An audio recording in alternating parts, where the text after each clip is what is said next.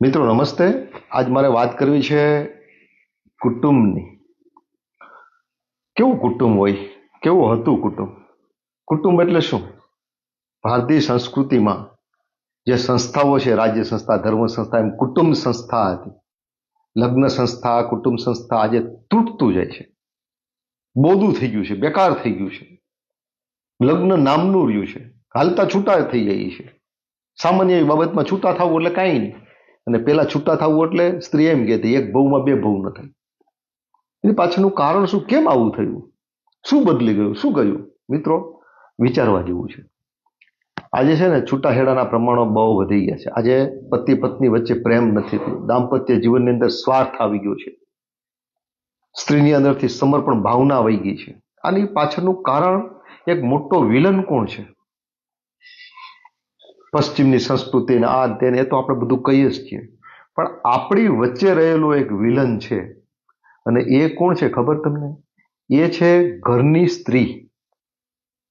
એક જમાનો એવો હતો કે ઘર ધણી કહેવાય ને, ઘર ધણી, એને મોભી કહેવાતો, એ ઘરનો નાથ કહેવાતો, એ ઘરનો સ્તંભ કહેવાતો. એ કે ને એમ જ બધું થતું અને બધા એને અનુસરતા. અને એના પરિણામો એ આવતા કે ઘરની દીકરી ક્યારેય આબરૂ વિરુદ્ધનું કોઈ કૃત્ય હોય ને તો એમાં કુંડાળામાં પગ જ ન જતો, કારણ કે એના પપ્પાની એને બીક પણ હતી અને પપ્પાની આબરૂનું પણ મહત્વ હતું. એની પાછળનું કારણ એ હતું, સાંભળજો તમે, કે ઘરની સ્ત્રી એના પતિ પ્રત્યે આદર રાખતી હતી, સન્માન રાખતી હતી, પૂજ્ય ભાવ રાખતી હતી. અને એના કારણે એના બાળકો હોય ને, તમે જુઓ આ સાયકોલોજી છે, સાયકોલોજી છે બહુ મોટી. માં છે ને, માં, એ જેને સન્માન આપશે ને એને એના બાળકો સન્માનથી જોહે.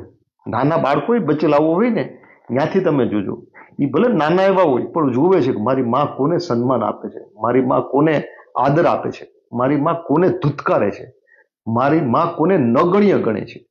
માં એટલે બાળક માટે ગોડ ફાધર છે. માં જે દ્રષ્ટિથી જુએ છે ને એ જ દ્રષ્ટિથી એ બાળક એને મૂલવે છે. હવે એ ઘરની અંદર જો એની માં જ એના બાપની કદર ન કરતી હોય, એને બબૂચક જોકર સમજતી હોય, એને અપમાનિત કરતી હોય, એને ખીજાતી હોય, એને હળધૂત કરતી હોય, તો આ બાળક એ પિતા પાસેથી શું શીખશે? એ પિતા કોણ છે? પિતા એટલે જીવનમાં કેવડું મોટું સ્થાન છે. મંત્રદહ પિતા, પિતાના કહેલા શબ્દો હોય ને, એના મોઢેથી નીકળેલા શબ્દો હોય ને, એ બાળકને મંત્ર સમાન લાગવા જોઈએ. એ પિતા જમાનો ખમેલો અને જમાનો ખાધેલો માણસ છે. અનુભવનું બહુ મોટું પોટલું એની ઉપર છે. આ પિતાના ખંભે બેસીને એ બાળકે જમાનો શીખવાનો હોય છે. એ પિતાની આંગળી પકડીને આ બાળકે આ દુનિયાનો પ્રવાસ કરવાનો હોય છે, દુનિયાની શેર કરવાની હોય છે.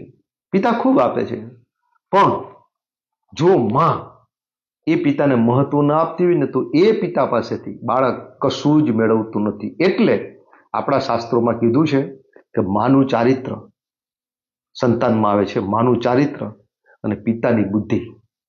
માનું ચારિત્ર અને પિતાની બુદ્ધિ, આ બેયનું બહુ મહત્વ છે. માના ચારિત્રનું બહુ મહત્વ છે. મા ચરિત્રહીન, ચરિત્ર શિથિલ હશે તો એના દીકરા દીકરીઓની અંદર ચરિત્રહીનતા આવવાની શક્યતાઓ છે. અને બાપ જો મૂર્ખ હશે તો એના સંતાનો પણ નમાલા માઈક આંગલા થશે. હવે બાપ મૂર્ખ ક્યારે સાબિત થાય? જ્યારે એની માં એ બાપને સન્માન ન આપતી હોય તો એ બાપ ગમે એવો હોય, બાળક એને મૂર્ખ જ સમજશે.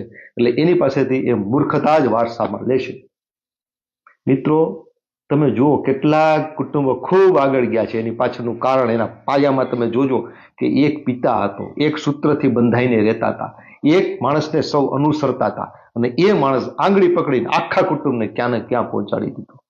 આજે માં છે ને, માં એ એટલી સ્વચ્છંદી થઈ ગઈ છે, સ્વતંત્ર થઈ ગઈ છે, એટલી સ્વાર્થી થઈ ગઈ છે. આ સ્વાર્થ થોડો ઘણો એની માતાએ એને શીખવાડ્યો છે અને એ સ્વાર્થ એ પાછી એના બાળકોને વારસામાં આપે છે. દીકરીની હગાઈ થતી હોય ને ત્યારે દીકરીને કેવું કુટુંબ જોઈએ, એ કોણ શીખવાડે છે? માં શીખવાડે. એમાં સાસુ ન હોવી જોઈએ, એમાં સસરો ન હોવો જોઈએ, એમાં દિયર નહીં, એમાં નણંદ નહીં, એમાં ભેગું નહીં રહેવાનું, સિટીમાં રહેવાનું, દૂર રહેવાનું. આ કેટલું પોટલું શિખામણનું એ માં આપે છે. બાપ ક્યારેય નથી કહેતો, ક્યારેય બાપ એવું નહીં કે બેટા આ નણંદ ન હોવી જોઈએ, સાસુ સસરા. બાપ નથી કહેતો. આ માં શીખવાડે છે. માં શિખામણ આપે છે, ખોટી શિખામણ આપે છે. એ મૂર્ખ છે એમાં. અને આવી માની દીકરીઓ હોય ને કોઈ દિવસ સુખી નથી થતી. જ્યાં જાય ને ત્યાં દુઃખી થાય. 4 વખત પાછી આવે ને તોય દુઃખી જ થાય છે. એની જિંદગીને ઝેર કરે છે આવી શિખામણ આપીને. માં સાસરે ગઈ હોય ત્યારે દિવસમાં 7 વખત ફોન કરે છે. કેનું શાક કર્યું ને એ એની માને ખબર હોય. તમ તારે કહી દેજે તારા સસરાને, તારી નણંદને કહી દેજે, જુદી થઈ જાય, હું બેઠી છું, મારામાં તેવડ છે તને ગદરાવવાની. આવા શબ્દો દીકરીને કે તો દીકરી શું કરે? દીકરી તો બિચારી સાસરું ગોતતી હોય ને ત્યારે એને ખબર ન હોય, અને સાસરે જાય ત્યારે ખબર ન હોય. એની માં જ ગોડફાધર છે. માની સલાહ, કારણ કે ઘરમાં માનું જ ચાલે છે. એટલે જ આપણા શાસ્ત્રોમાં કીધું છે કે જ્યાં માનું ચાલતું હોય ને, જે ઘરમાં માં વ્યવહાર કરતી હોય ને, એ ઘરની દીકરી ન તો લેવી કે એ ઘરમાં ન તો દીકરી આપવી. મૂર્ખ હોય ને એમ પતિ પરમેશ્વર, કદાચ એના પતિને કંઈ ખબર ન પડતી હોય ને તોય એની માએ એને સન્માન આપવું જોઈએ. શા માટે? કે પેલા બાળકો જુએ છે, એ બાળકો જુએ છે. બાળકો ઉપર ખૂબ ખરાબ અસર થશે. એટલે ઘરનો મોભી છે ને એનું મહત્વ છે. જે ઘરની સ્ત્રી, આપણે અહીંયા કહેવાતું ને જ્યાં નારીનો આદર થાય છે ત્યાં દેવતાઓ રમણ કરે છે, નાચે છે. યત્ર નાર્યંતુ પૂજંતે તત્ર રમંતી દેવતા. એ બરાબર છે, સાચી વાત છે. પણ એમ નર છે ને ઘરનો, એ પણ ધણી છે, એનું પણ સન્માન થવું જોઈએ. જો એનું સન્માન ન થાય ને તો એ બાળકો દુઃખી થાય, સુખી નહીં થાય. સાસરે જનારી એક દીકરી એવું કે છે કે મારે સંયુક્ત કુટુંબમાં જવું છે, અને સંયુક્ત કુટુંબમાં, અથવા તો એની માં એમ કે બેટા સંયુક્ત કુટુંબમાં જાય, ત્યાં તારો સસરો સાસુ બધા હશે ને, ત્યાં તારા દીકરા દીકરીઓ બાળકો તારા સુખી થાય.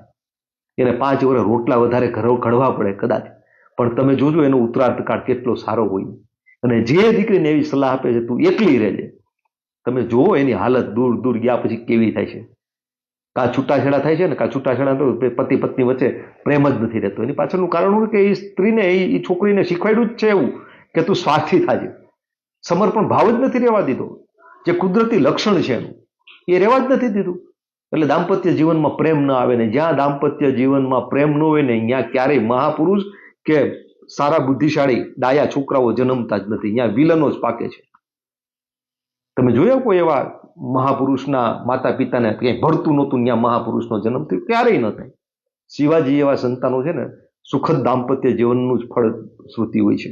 અને એ કુટુંબ આદર્શ કુટુંબ બને છે. પણ જ્યાં એક નારી 20 નોરવાળી, એવું કહે છે 20 નોરવાળી, જો એ નારીની અંદર સદભાવના ન હોય, સમર્પણ ભાવ ન હોય, તો એ ગમે એવું સારું કુટુંબ હોય, ગમે એવો સારો જીન્સ હોય, તો પણ છિન્ન ભિન્ન કરી નાખે છે. મિત્રો, સ્ત્રીનું ખૂબ મહત્વ છે આપણા શાસ્ત્રોમાં, આપણા કુટુંબમાં, આપણા સમાજમાં.